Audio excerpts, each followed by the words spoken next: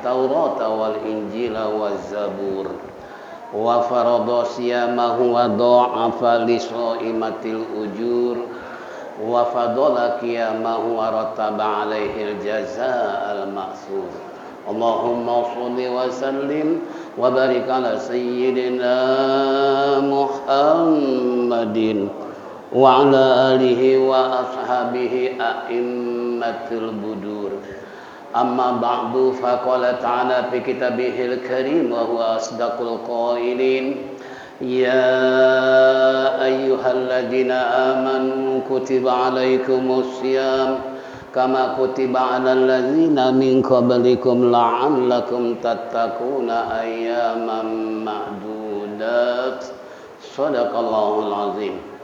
Ma'asyiral muslimin wal muslimat rahimakumullah. Bapak-bapak, ibu-ibu, para shaimin dan shaimat yang saya hormati, mari kita sama-sama terlebih dahulu mengucapkan puji syukur kita terhadap Allah Subhanahu wa taala atas segala rahmat dan nikmat yang diberikan kepada kita, sehingga di pagi hari menjelang siang kita bisa duduk bersimpuh bersama-sama dalam rangka melaksanakan hak kewajiban kita sebagai hamba Allah, yakni salat subuh berjamaah, dilanjutkan dengan kuliah subuh. Tentunya harapan kita mudah-mudahan apa yang kita lakukan semua ini mendapat ridha Allah Subhanahu wa taala, taufik dan hidayah, rahmat dan inayah selalu menyertai kehidupan kita sehingga kelak mati kita husnul khatimah. Amin ya rabbal alamin. Salawat serta salam tersanjungkan kepada baginda Nabi kita Nabi besar Muhammad. Hadirin jamaah rahimakumullah. Sungguh dengan tidak terasa perputaran hari yang silih berganti, bulan pun demikian pula, kita sudah berada tanggal 1 Ramadan 1444 Hijriah.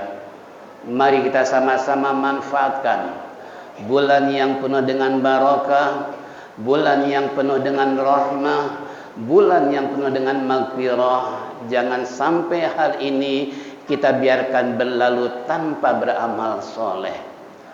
Karena sungguh beruntung dan bahagianya bagi hamba Allah dan umat Rasulullah SAW manakala pandai memanfaatkan waktu yang Allah berikan kepada kita. Lebih-lebih ini bulan suci Ramadan yang dilipat gandakan nilai pahala hamba Allah dan umat Rasulullah SAW, bahkan doanya pun termasuk mustajabah. Lebih hebat lagi, tidurnya orang puasa saja mengandung ibadah. Tinggal kembali kepada kita sejauh mana memanfaatkan nilai-nilai bulan Ramadan ini. Tentunya kita sama-sama yakin dan percaya, tanpa adanya landasan di dalam masalah ibadah, terutama bulan suci Ramadan, jangan harap kita kini akan mampu melaksanakan ibadah secara baik dan benar. Kenapa? Berbicara tentang puasa, tentunya kenapa sih Allah dengan kalimat ya ayyuhalladzina amanu kutiba alaikumusiyam, hai orang-orang beriman telah diwajibkan atasmu berpuasa sebagaimana orang sebelum kamu, dengan tujuan agar kamu menjadi orang bertakwa pada waktu yang telah ditentukan.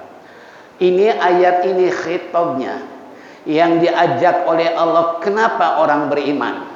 Sementara apalagi Indonesia adalah mayoritas umat Islam. Kenapa orang beriman? Kenapa kok enggak ya ayyuhal muslimun, tapi ya ayyuhalladzina amanu? Di sini berarti begitu hebatnya Allah memberikan hak kewajiban terhadap hambanya adalah khusus orang-orang yang beriman. Kenapa bukan orang Islam? Kita maklum Indonesia Islam macam-macam. Kalau saya simpulkan Islam Indonesia ini dalam 4 kategori, ada Islam yang namanya Islam nominal alias Islam KTP.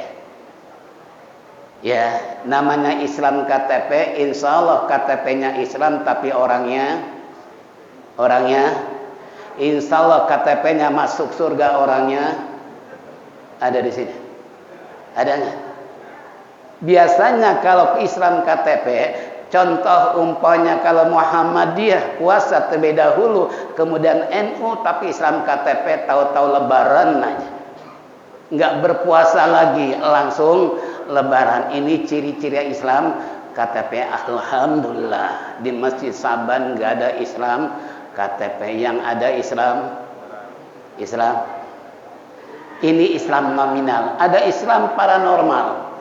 Dia mengaku Islam, tapi terkadang dalam hidup dan kehidupan dunia ekonomi dan dunia politik ini berbagai macam cara mereka lakukan bagaimana untuk mendapatkan kekayaan, bagaimana supaya bisa menjadi pejabat lebih tinggi dan sebagainya.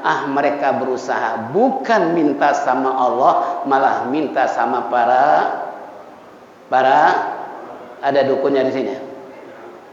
Pak, Bu, hati-hati. Ini namanya Islam paranormal.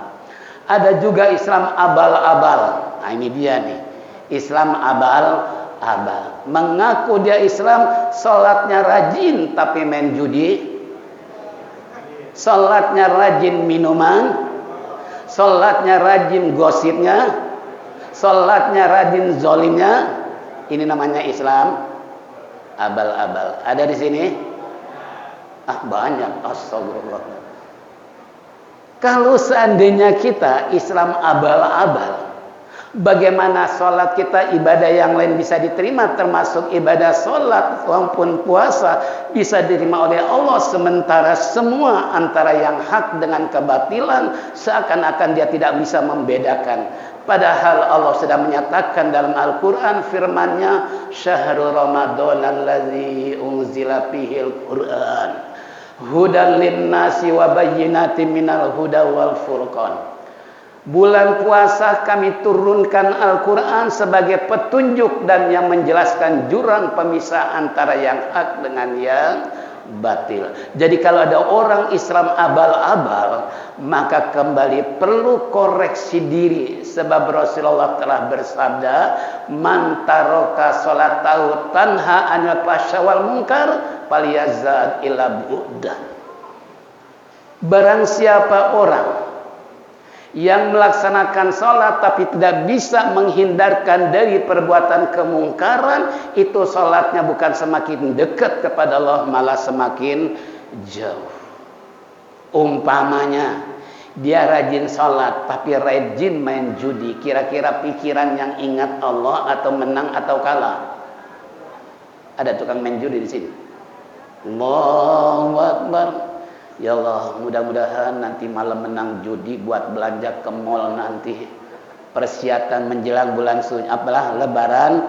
Ini pikirannya bukan ingat Allah, tapi menang atau kalah dalam berjudi. Begitu juga orang minuman yang dipikirin nanti malam minum apaan. Minum apaan? Ini kan, jadi kembali kepada kita semua. Rasulullah sudah menyatakan dalam sabdanya tadi, kalau ada orang yang berani mencampur adukan yang hak dengan yang batil, apalagi sholatnya tidak bisa menghindarkan perbuatan yang munkar, maka sholatnya bukan semakin dekat kepada Allah, malah semakin jauh. Karena sesuai dengan tujuan sholat, inna sholata tanha anil fahsya'i wal munkar. Sesungguhnya salat bisa mencegah perbuatan yang keji dan munkar. Kalau dia tidak bisa mencegah perbuatan keji dan munkar, berarti perlu koreksi diri sejauh mana peranan dia punya salatnya tadi. Nih, mari kita sama-sama supaya jangan sampai kita sebagai hamba Allah dan umat Rasulullah sallallahu alaihi wasallam menjadi Islam yang abal-abal. Na'udzubillah min dalik. Yang keempat, Islam yang disebut Islam kafah. Inilah yang Allah inginkan. Sebab 14 abad yang lalu Allah telah menurunkan ayat, ya ayyuhalladzina amanu dukhulu fis-silmi kafah wa la tattabi'u khutuwati syaitan innahu lakum aduwwum mubin. Hai orang beriman, kata Allah, masuklah kalian ke dalam Islam secara menyeluruh, bukan separuh-separuh. KTP-nya Islam tapi perbuatannya bukan kayak Bukan kayak orang, istilah bahasa Rasulullah dalam sabdanya, al-farqul muslim wal kufri tariku sholat. Perbedaan orang Islam dengan orang kafir adalah yang meninggalkan sholat. Jadi kalau ada orang Islam umpamanya dia nggak sholat, sementara tetangganya orang kafir nggak sholat, sama beda? Beda apa sama? Begitu juga orang kafir nggak puasa, orang Islam nggak puasa, berarti sama? Sama? Nih tolong, jangan sampai kita ini sebagai umat Rasulullah yang sementara Islam hanya dijadikan sebuah nama doang Islam, tapi perbuatannya persis kayak bukan orang Islam. Dalam perbuatannya, dalam tutur katanya, dalam segala hal demi hal kehidupan tidak pernah mencerminkan dia adalah seorang umat Islam. Rasulullah sudah menyatakan dalam sebuah hadis, salamatul insan fi hifdzil lisan. Selamatnya manusia terkadang mengandung menjaga lidahnya. Ini yang sangat berbahaya. Makanya kalau orang-orang Islam yang mukmin, saya yakin persis bagaikan karang di dalam laut. Ombak boleh besar mendempar, tapi karang bukan hancur malah semakin. Inilah ciri-ciri orang beriman. Jadi kalau orang yang beriman makanya diajak oleh Allah untuk berpuasa karena Allah Maha tahu. Kalau saya orang Islam, saya katakan tadi 4 macam Islam kelompoknya. Nah kemudian dia tidak punya iman kepada Allah, mana mungkin amal ibadah bisa diterima oleh Allah. Kebaikan apapun, jangan mimpi hal ini sampai kepada Allah, malah Allah tolak mentah-mentah. Makanya syarat dalam beramal soleh, kata Allah, ya ayyuhalladzina amanu. Di dalam ayat lain, man amila sholihan min dzakarin wa unsa wa huwa mu'min ulaika yadkhulunal jannata wa la yuzlamuna nakira. Barang siapa orang yang beramal soleh kemudian dilandasi dengan iman kepada Allah, Allah akan masukkan ke dalam surga tanpa dianiaya sedikit pun. Mudah-mudahan termasuk kita semua. Ini kalau orang yang beriman beramal soleh tapi dasarnya iman, bukan sekedar amal soleh saja. Saya teringat dulu PT Maxim ya, yang sering memberikan santunan yatim kepada Yayasan Saban. Terkadang supermi 1 dus, beras 1 karung, belum uangnya. Hampir tiap tahun rutin dia memberikan. Sampai saya tanya, Cim, kenapa sih Cim memberikan santunan kepada yayasan kami? Apa dia bilang? Ustaz, saya perusahaan menjadi hoki dengan sebab santunan. Tuh, orang kafir begitu yakinnya dengan janji Rasulullah maupun firman Allah, siapa orang beramal soleh, 1 kebaikan Allah akan balas 10 kebaikan, bahkan lebih daripada itu. Nih, makanya kalau orang kembali, orang beriman tadi dalam hidup dan kehidupan dia selalu dan selalu mengingat Allah dan selalu dia menghindarkan dari berbagai macam hal maksiat kepada Allah Subhanahu wa taala. Nih ciri-ciri orang yang beriman. Nah, tinggal kembali pada kita. Apa kita sudah termasuk orang beriman atau itu dia bilang hoki. Kalau bahasa kita hoki apa ya? Beruntung. Memang janji Allah, siapa orang yang beramal soleh, orang kafir langsung dibalas di dunia, tapi di akhirat nihil. Dia nggak akan dapat pahala, bahkan jangan mimpi masuk ke dalam surga. Kalau orang kafir beramal soleh, tapi langsung cash bayar di dunia. Berapapun jumlah yang dia keluarkan, pasti Allah akan balas spontan. Lain dengan orang yang beriman. Dia beramal soleh bisa jadi cash, bisa jadi kredit. Arti kredit nanti di akhirat.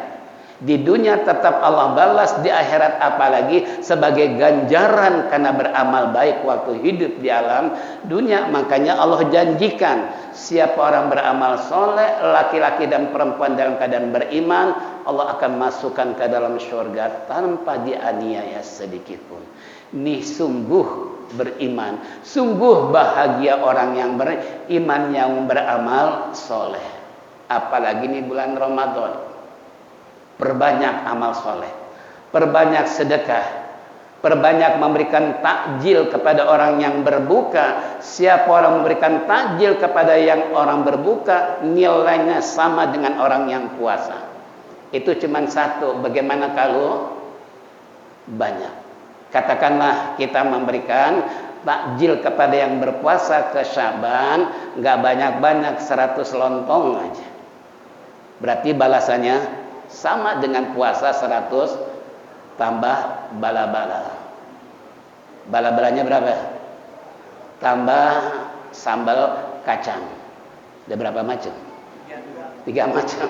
Belum sambal kacang, ada cabai, ada garam, ada air, macam-macam. Itu semua dibalas oleh Allah kalau kita sadar dan tahu nilai orang yang memberikan sedekah di bulan suci Ramadan bukan dilipat gandakan, tapi malah justru Allah akan nilai mereka pekerjaannya sama dengan orang yang berpuasa. Ini tolong manfaatkan.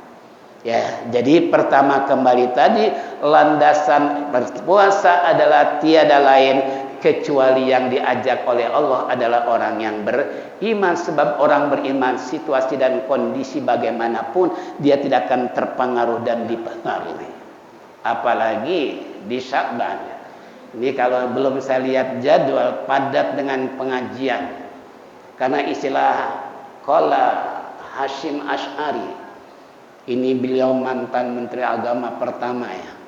Bahkan kalau kita dengar waktu ceramah Habib Hanif ya di Masjid An-Nur Paseban, di guru kita, itu beliau membahas kitab karangan Hasyim Asy'ari. Saya pun punya kitabnya. Itu luar biasa. Nah, apa kata beliau? Al-mu'minu fil masjidi kasama'i fil ma'i. Al-munafiqu fil masjidi kal toiri kal faqsa. Orang yang beriman percis kalau duduk di dalam masjid percis bagaikan ikan di dalam air. Kira-kira kalau ikan dalam air jangankan tawar, asin sekalipun betah nggak kira-kira? Bukan betah lagi. Wah, bersahabat dengan air. Begitu indahnya mereka hidup di dalam air. Bahkan 12.000 macam ikan. Coba kita lihat dan perhatikan kayak apa. Makanya saya terheran-heran waktu ke Dubai melihat akuarium terbesar di dunia. Itu seluruh ikan ada. Termasuk saya lihat ikan fari percis kayak tampah terbang. Dia punya ekornya kurang lebih ada 3 meter. Itu makanya kalau ada ikan pari terbang, semua ikan akan minggir sebab khawatir disabet dengan apanya? Dengan buntutnya. Ya Allah. Ini contoh. Jadi kembali buat kita semua. Itu kalau orang beriman duduk di masjid, apalagi ada pengajian percis bagaikan ikan di dalam air. Sekalipun airnya asin tetap anteng. Tahu anteng? Enggak resah, enggak gelisah, enggak buru-buru pengen. Nah, apalagi tadi saya ingatkan, masih Syaban setiap hari ada pengajian. Baik kajian kitab maupun ceramah setiap Sabtu dan Minggu. Kebetulan saya awal dan akhir saja. Ya, pembukaan dan penutupan itu pun kalau panjang umur, kalau pendek umur. Nah, antara bapak dan ibu deh, yang pendek umur ustadznya atau bapak ibu duluan kira-kira? Pak, Bu, siapa yang duluan? Bapak duluan. Nah, kalau bapak duluan nanti ceramah terakhir nggak ada. Tapi sebaliknya, al-munafiqu fil masjidi katoiri fil pakso. Ini fil paksi. Tapi orang munafik duduk di dalam masjid persis bagaikan burung di dalam sangkar. Ini sangkar, walaupun saat ini sedang tren tentang masalah apa? Yang burung suka diadu suaranya apa namanya? Pentas ya. Pentas burung. Ya Allah, saya kalau lihat itu, perhatikan dekat rumah sakit Hermina ya, kalau sedang berobat sana, suka lihat dengar suara burung macam-macam, mereka dapat hadiahnya itu segala macam. Tapi kalau saya berpikir dengan sebuah lagu, wahai kau burung dalam sangkar, tidakkah kau sakit menahan siksa dari kekejaman dunia? Nih, ada yang miara burung? Ada yang miara burung? Ada. Renungkan tuh lagu. Wahai kau burung dalam sangkar, tidakkah kau sakit menahan dari kekejaman dunia? Ya Allah, orangnya sih asik tet sambil bersiul, gitu kan? Tapi nggak tahu nasib burung kira-kira gimana. Terbang sini terhalang oleh akhirnya sampai dia punya farutnya pun berdarah saking pengen keluarnya, tapi sayang orangnya nggak tahu. Itu kan? Seandainya kita yang jadi burung, kira-kira mau nggak dimasukin ke sangkar? Sekalipun makanannya, minumannya Coca-Cola, makannya Kentucky, kira-kira burung betah nggak? Bapak juga kalau dikasih makan, kasih minum yang serba enak, tapi masuk dalam sangkar, kira-kira gimana? Nih kalau orang munafik di masjid percis kayak burung dalam sangkar, nggak bakalan betah, nggak bakalan menikmati indahnya, manisnya duduk di majelis taklim. Makanya Al-Fakir mengajak walaupun saya hanya bisa awal dan akhir. Ya, karena saya pun terkadang habis kuliah subuh ngaji dengan tuan guru kita Ki Kamal Yusuf, nanti habis asar, begitu juga sebelum maghrib baru pulang. Ini semua kegiatan-kegiatan yang ada di Saban, tolong jangan biarkan kalau Bapak merasa sebagai orang yang beriman, karena percis kata Imam Asy'ari tadi, kata Hashim Asy'ari, orang beriman duduk di majelis di masjid percis bagaikan ikan di dalam air, anteng betah, nggak pernah resah, nggak pernah gelisah. Ini enggak, baru ceramah beberapa menit udah kayak apa kira-kira? Duduknya aja udah serba salah, kadang-kala ngelonjor salah gitu kan, tengkurap apalagi astagfirullah, tega banget. Apalagi dengerin ceramahnya asik sambil nyender, sambil ada di sini nih, kalau dengerin ceramah jangan suka sambil nyender, tapi termasuk alhamdulillah walaupun ngaji sambil tidur. Karena waktu saya ke Malaysia ada pembantunya dari Jawa Tengah, dia cerita, Pak Haji, saya punya bos ini luar biasa, dia punya mall, karyawannya banyak, bahkan mobil mewah pun 9. Tapi anehnya saya suruh pergi haji dia nggak mau. Lebih hebatnya lagi dia nggak bisa tidur kalau nggak minum pil tidur. Padahal punya mall, banyak karyawan, punya mobil mewah 9, tapi aneh nggak bisa tidur kalau nggak minum pil. Kita alhamdulillah nggak punya mall, nggak punya mobil, tapi tidur bisa di masjid juga bisa. Dengerin ceramah juga. Coba, untung kita nggak punya mall, untung kita nggak punya mobil mewah. Kalau punya kira-kira sama nggak? Itu kan? Ini kembali pada kita semua. Makanya dasarilah ibadah puasa ini dengan iman. Saya yakin dan percaya iman akan mampu menghantarkan kita ke pintu gerbang yang sukses dan sekaligus mendapat ridha Allah Subhanahu wa taala. Bahkan jaminan Allah tadi adalah surga tempat kembalinya, bahkan Allah tidak akan aniaya sedikit pun. Nih satu. Yang kedua, di dalam melaksanakan ibadah apapun bentuknya termasuk puasa, apa sabda Rasulullah? Man shoma ramadhana wa qama lailatahu imanan wa ihtisaban ghufirallahu ma taqaddama min dzambi. Barang siapa orang yang berpuasa penuh dengan keimanan, keikhlasan karena Allah, Allah akan ampuni dosanya di masa yang lalu. Amin ya rabbal. Coba puasa plus sholat tarawih. Kenapa Rasulullah mengatakan puasa dan salat tarawih? Rupanya Rasulullah tahu persis seperti umat Islam yang saya contohkan tadi. Terkadang bulan puasa ada yang puasa tapi tarawihnya, ada yang rajin tarawih puasanya, ada orang yang nggak puasa nggak sholat. Alhamdulillah di sini kagak nggak beda. Ini kembali buat kita, buat apa sih hidup? Coba kembalikan jati diri kita sebagai hamba Allah dan umat Rasulullah. Untuk apa arti sebuah hidup kalau seandainya kita berani untuk melakukan apa yang dilarang oleh Allah kita kerjain, tapi yang diperintahkan nggak pernah mau ngerjain. Ini na'udzubillah min dalik. Makanya mari kita sama-sama dalam beramal soleh, wabil khusus pelaksana ibadah puasa, landasilah dengan ikhlas karena Allah. Karena sesuai dengan janji Rasulullah, siapa orang yang berpuasa karena iman, yakin dan ikhlas karena Allah, Allah akan ampuni dosanya di masa yang lalu. Coba kira-kira kalau kita koreksi dosa kita karena apa sih? Pak, Bu, kira-kira dosa kita kayak apa? Seandainya buat gudang, kira-kira berapa gudang?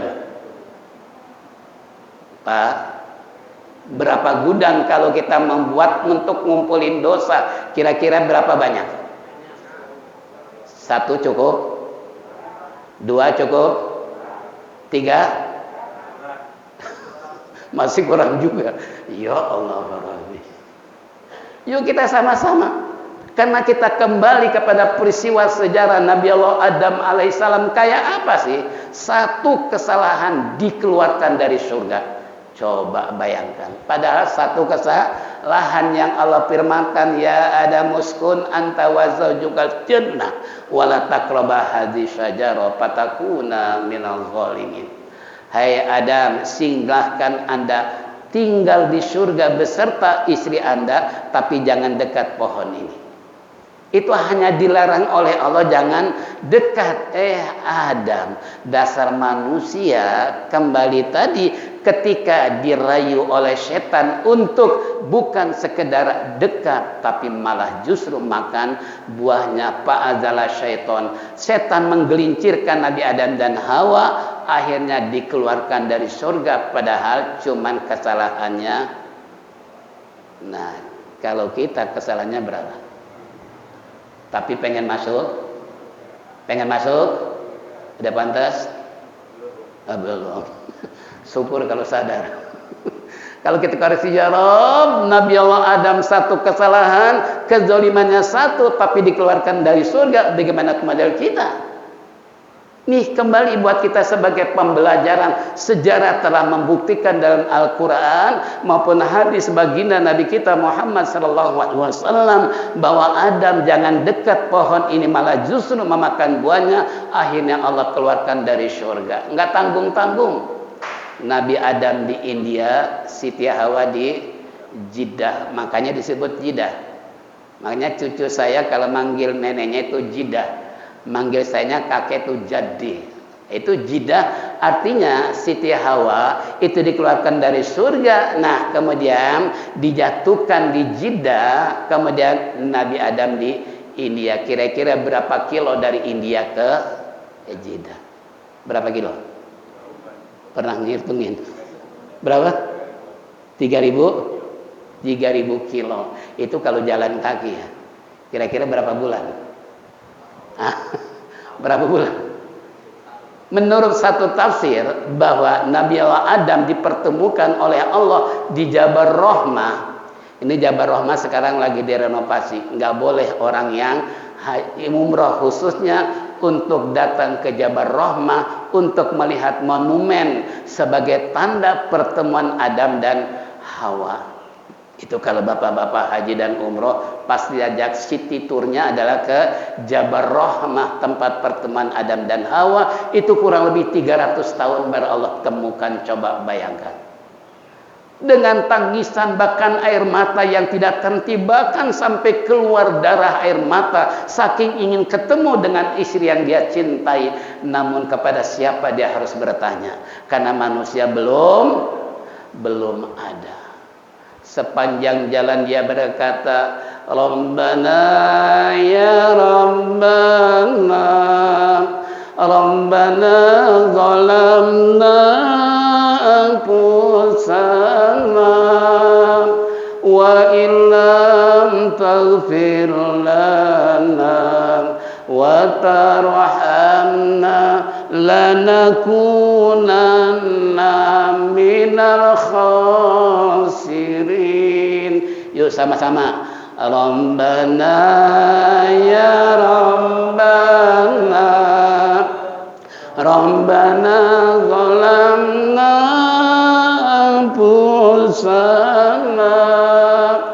wa illam taghfir lana wa tarhamna lanakunanna minal khasirin. Sepanjang jalan sambil mengucapkan kalimat tersebut, Rabbana ya Rabbana, wahai Tuhan kami, kami telah menganiaya diri kami. Jikalau tidak mengampuni dosa kami, sungguh kami termasuk orang yang zalim.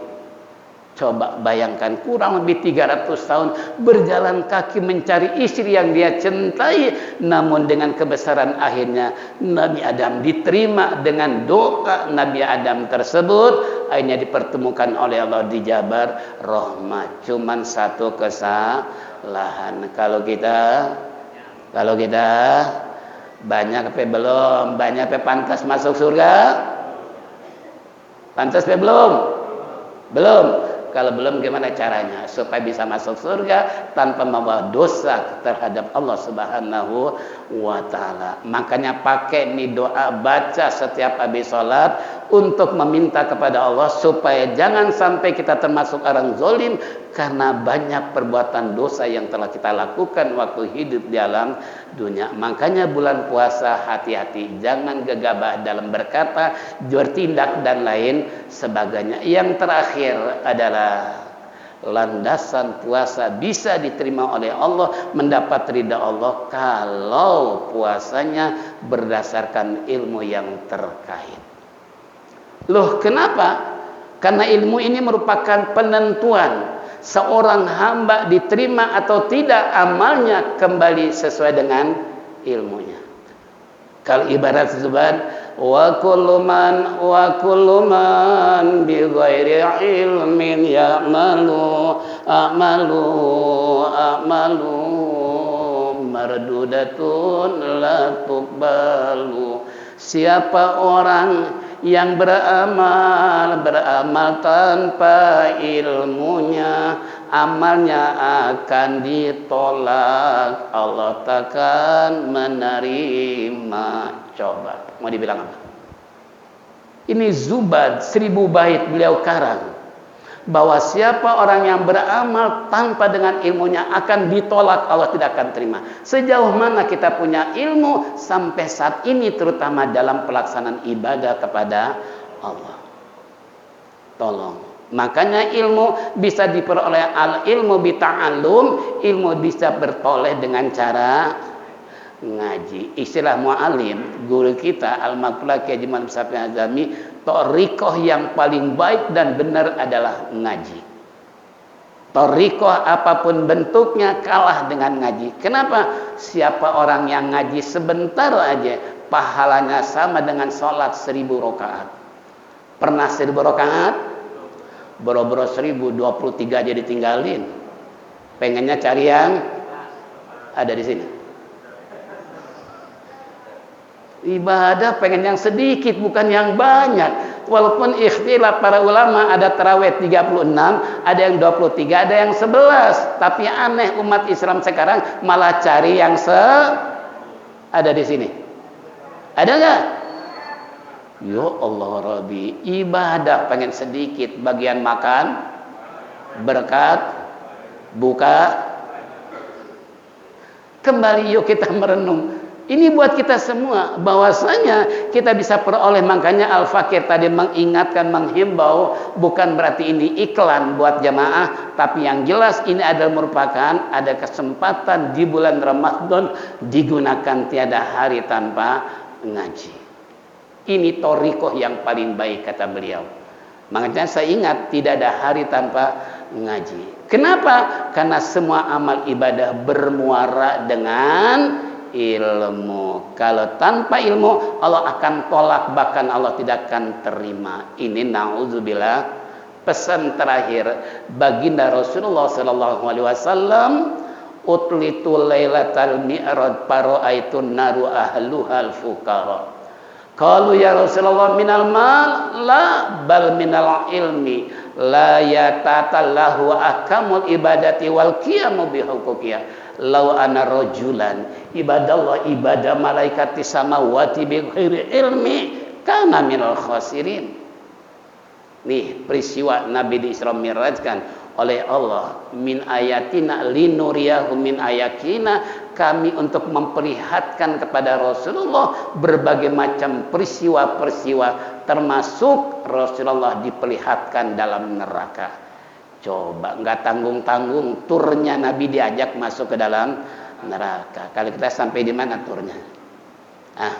Ragunan atau Ancol?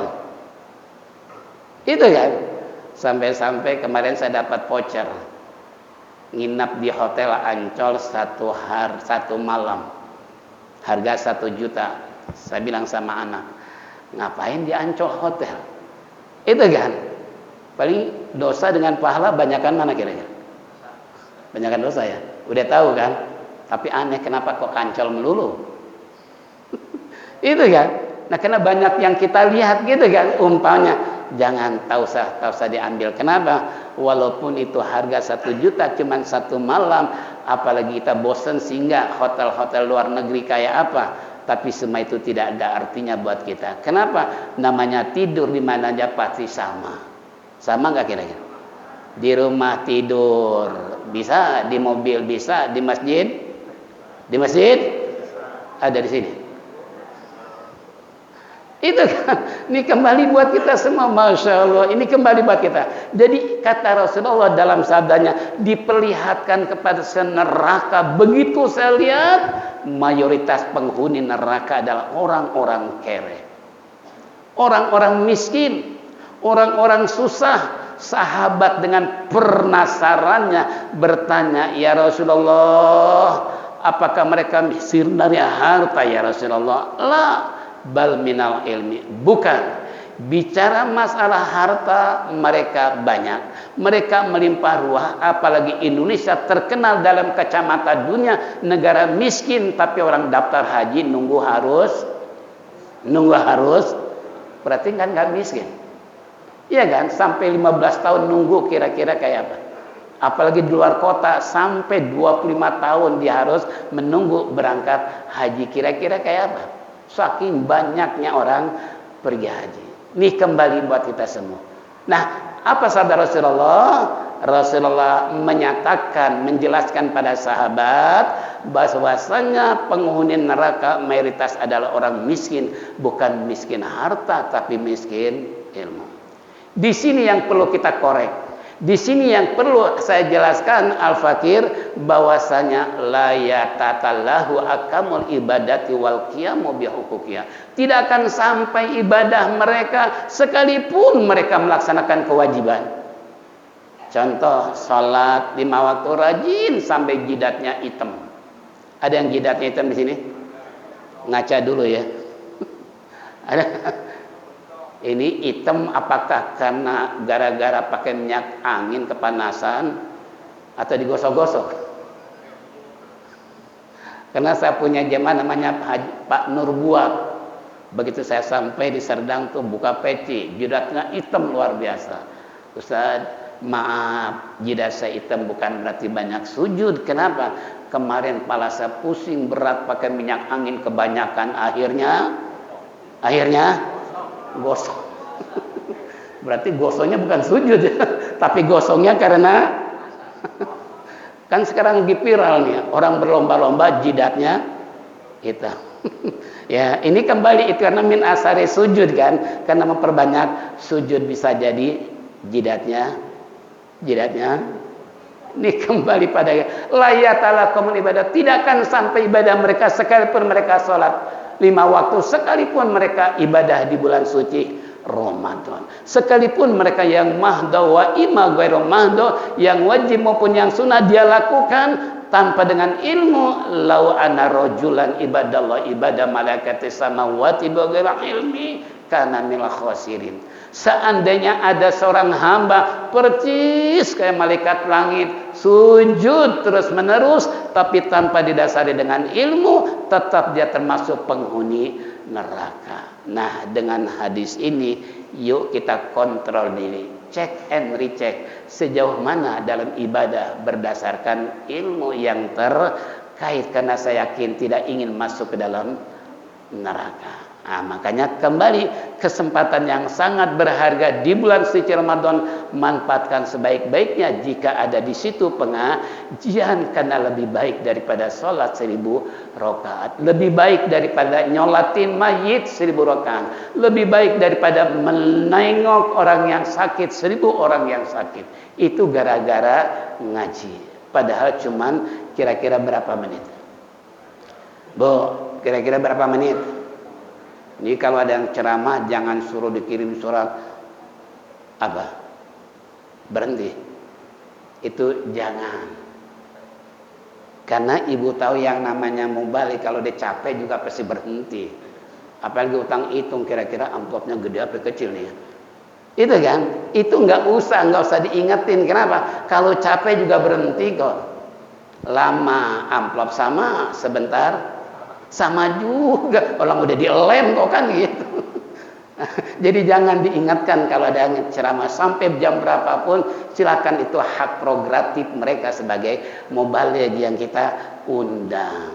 Ya, kalau seandainya dia panjang ceramahnya segala macam, jangan disalahkan dia, salahkan diri kita. Kenapa yang undang? Udah ketahuan ceramahnya begitu masih umpamanya. Ini sebagai bahan pertimbangan dan sebagai bahan istilahnya untuk ke depan yang lebih baik. Nah, ini jadi kembali kesimpulannya buat kita semua, bahwa di dalam bulan suci Ramadan berbanyak amal soleh, perbanyak ibadah, perbanyak istilahnya untuk selalu menolong kebutuhan orang lain, wabil khusus memberikan takjil kepada mereka yang berbuka. Insya Allah Sa'ban terbuka setiap hari kurang lebih berapa orang? Pak, berapa orang? Ada 100 orang. 100 bungkus berarti nasi padang. Iya. Kenapa? Oh, 120 orang ya. Kalau korma masih mending, satu dulu bisa dibagikan satu-satu. Iya kan? Satu orang berarti satu korma umpamanya. Ini pun kalau ngasih korma yang terbaik. Wala tanalul birra hatta tunfiqu mimma tuhibbun. Tidak akan mencapai kebaikan salah seorang yang beramal baik sementara yang dia berikan sama orang lain dia sendiri enggak suka. Jadi kalau memberikan sesuatu sedekah pada orang lain yang terbaik yang dia sendiri senang, suka, hobi, itu baru diterima oleh Allah. Jangan kita hobinya umpamanya makan jeruk yang manis, bagian asam dikasih, ada di sini. Ngasih salak yang manis, dimakan yang sepet, ada di sini. Tolong, kalau memberikan sedekah bulan puasa yang terbaik, yang kita suka, yang kita senang. Utsman bin Affan dan sahabat-sahabat, kalau mereka memberikan pada Rasulullah sebagai sedekah atau terhadap sahabat yang lain, itu mereka yang terbaik. Contohnya, kayak apa sih cerita putra-putra Nabi Allah Adam ketika menunaikan zakat, yang satu zakatnya buah-buahan yang sudah busuk, yang satu zakatnya kambing yang terbaik. Yang diterima yang mana? Itu kan, ini sebagai pelajaran buat kita semua. Begitu juga amal soleh. Jangan sampai kita bersedekah di bulan Ramadan, kita sendiri kagak. Kita makannya terkadang doyannya durennya duren montong. Bagian duren yang kayak seorang bijinya doang yang gede. Itu kan, itu jangan. Itu kalau ingin mencapai kebaikan itu berdasarkan Al-Qur'an, lan tanalul birra hatta tunfiqu mimma tuhibbun, tidak akan mencapai nilai kebaikan pahala sedekah kita kecuali apa yang kita senangi, apa yang kita sukai, itulah sedekah terhadap orang lain. Insya Allah, inilah hadirin pembekalan di awal puasa. Inilah sebagai sumber-sumber dalam pelaksanaan ibadah. Garis besarnya ada 3 macam tadi. Pertama, landasi dengan iman. Yang kedua, ikhlas. Yang ketiga adalah ilmu. Insya Allah dengan 3 macam ini sebagai pembekalan di awal Ramadan. Mudah-mudahan Allah panjangkan umur, sehat walafiat. Allah bukakan rintu rezeki yang barokah dan rahmah sehingga kita bisa melaksanakan ibadah haji ke Mekah. Mudah-mudahan kita bisa makam ziarah ke makam Rasulullah, dan mudah-mudahan kita semua bisa kebeli rumah, mudah-mudahan kita kebeli sawah, akhirnya mati nanti husnul khatimah. Allahumma qiratuka min dzunubina wa rahmatuka arja'indana min a'malina. Allahumma hdina bihudak waj'alna mimman yusari'u fi ridha wa la tuwallina waliyan siwak wa la taj'alna mimman khalafa amra wa asa wa hasbunallahu ni'mal wakil ni'mal maula wa ni'man nasir la haula wa la quwwata illa billahil aliyyil azim. Allahumma aghnina bil ilmi wa zayyina bil hilmi wa akrimna bit taqwa wa jammilna bil afiyah. Rabbana atina fid dunya hasanah wa fil akhirati hasanatan wa qina adzabannar. Wa sallallahu alaihi Muhammad wa ala alihi wa sahbihi ajma'in. Da'wahum fiha subhanakallah summa tahiyyatun fiha salam wa akhiru da'wahum alhamdulillah rabbil alamin. Kurang lebih mohon maaf. Wassalamualaikum warahmatullahi wabarakatuh.